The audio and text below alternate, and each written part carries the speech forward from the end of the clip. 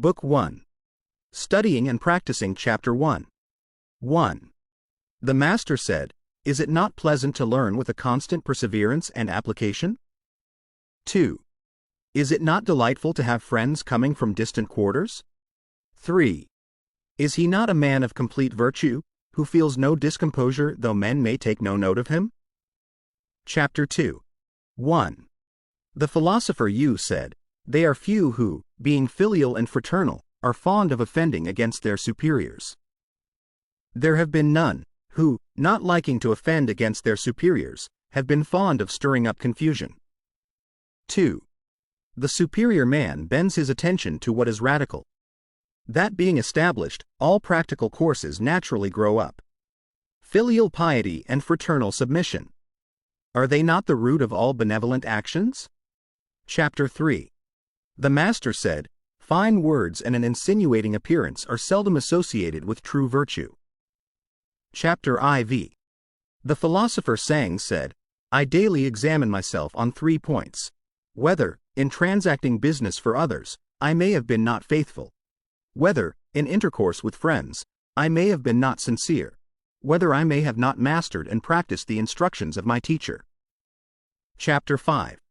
The Master said, "To rule a country of 1,000 chariots, there must be reverent attention to business and sincerity, economy in expenditure, and love for men, and the employment of the people at the proper seasons."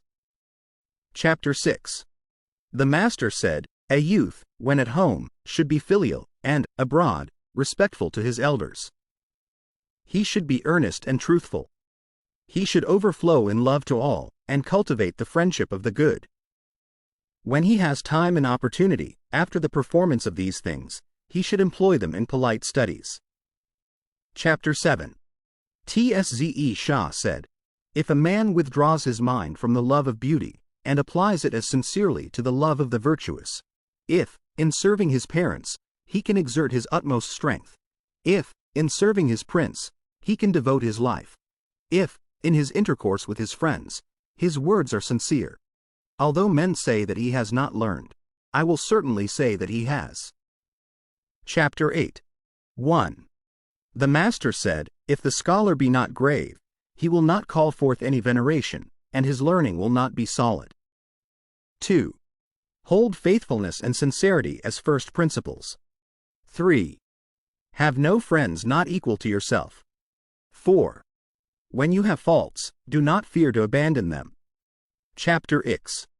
The philosopher Sayings said, "Let there be a careful attention to perform the funeral rites to parents, and let them be followed when long gone with the ceremonies of sacrifice.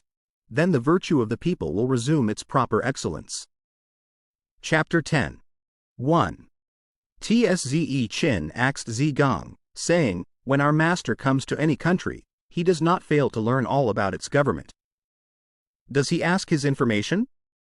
Or is it given to him?" 2.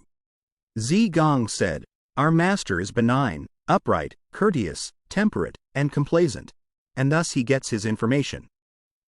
The master's mode of asking information. Is it not different from that of other men? Chapter 11.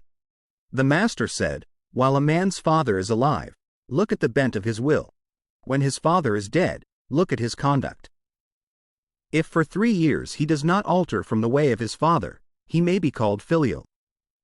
Chapter 12. 1.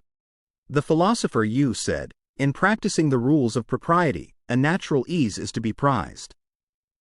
In the ways prescribed by the ancient kings, this is the excellent quality, and in things small and great we follow them." 2.